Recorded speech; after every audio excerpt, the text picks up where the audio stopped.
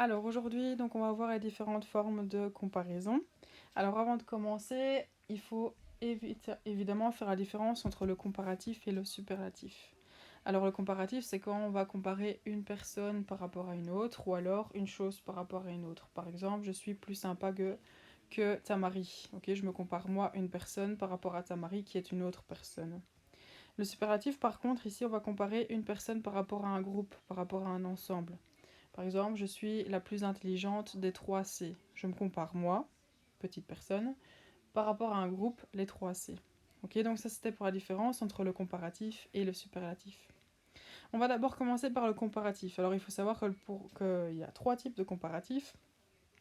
Il y a le comparatif d'égalité, le comparatif de supériorité et alors le comparatif d'infériorité qu'on verra à la page suivante.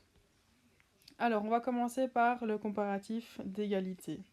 Alors pour avoir une idée, on va regarder un petit peu le dessin ici. Donc ici on voit que les girafes sont identiques. Donc on peut dire que la girafe 1 est aussi grande que la girafe 2. Alors maintenant pour ce qui est de la construction du comparatif d'égalité, on a ici la phrase Maria läuft so schnell wie Suzanne. Maria court aussi vite que Suzanne. Ok, alors comment est-ce qu'on va former ça? Alors on prend so, on utilise l'adjectif. Alors l'adjectif on n'y touche pas parce qu'il n'est pas suivi par le nom. Ok, donc on ne le décline pas. Et ensuite on met vie. Si on voulait dire par contre que Maria ne courait pas aussi vite que Suzanne, il fallait simplement mettre le nicht devant le so. Maria läuft nicht so schnell wie Suzanne. Donc ça c'est pour le comparatif d'égalité. Pour le comparatif de supériorité, d'accord, donc ici on a l'exemple. Donc la girafe est plus grande que la souris. L'exemple en allemand, das Fenster ist breiter als die Tür. Ou alors, sie trägt ein kleineres Kleid. Alors comment est-ce qu'on va le former? Du coup, on prend l'adjectif, d'accord, par exemple bright. On ajoute ER à l'adjectif, d'accord. Attention que si l'adjectif est suivi par un nom, il faut le décliner, comme ici avec Kleid. Ok, ein kleineres Kleid, d'accord, on a le Kleid qui est juste derrière, donc il faut évidemment le décliner, comme vous avez vu en deuxième, les déclinaisons de l'adjectif, d'accord. Et ensuite on met als, ok, das Fenster ist breiter als die Tür. Sie trägt ein kleineres Kleid. Ok, alors maintenant on va voir un petit peu le comparatif d'infériorité. D'accord? Donc pour ce faire, on va aussi utiliser le dessin qui se trouve juste ici pour mieux se rendre compte. Donc ici, on peut voir que la souris est moins grande que la girafe. Alors, l'exemple ici en allemand, c'est die Tür ist weniger breit als das Fenster. Ok? Donc on met weniger, on met l'adjectif. L'adjectif, pareil, on n'y touche pas parce qu'il n'est pas suivi d'un nom, donc on ne le décline pas.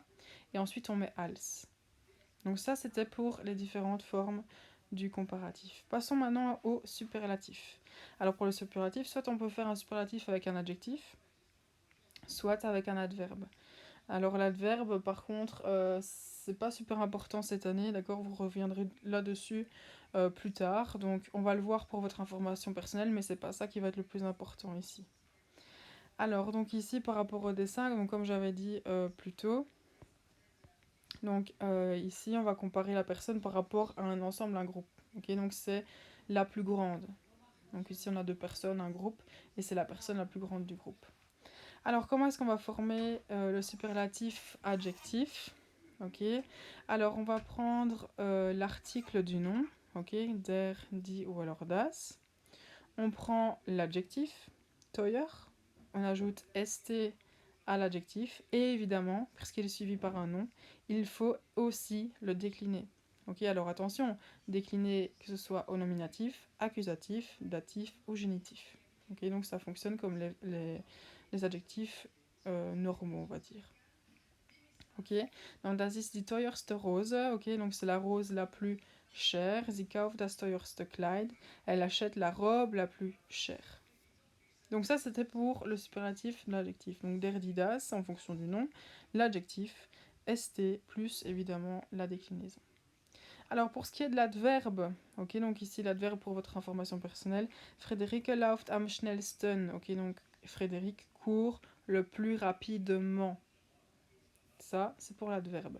Donc comment est-ce qu'on le forme? On va simplement mettre am, plus l'adverbe, schnell, et ajouter simplement sten, pour former le superlatif de l'adverbe.